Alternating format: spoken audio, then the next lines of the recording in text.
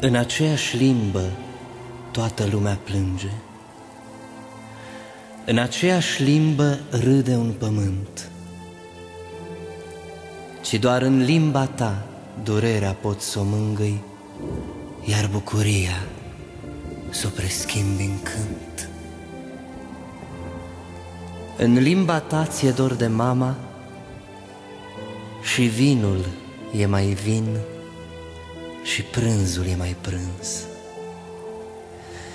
Și doar în limba ta poți râde singur și doar în limba ta te poți opri din plâns.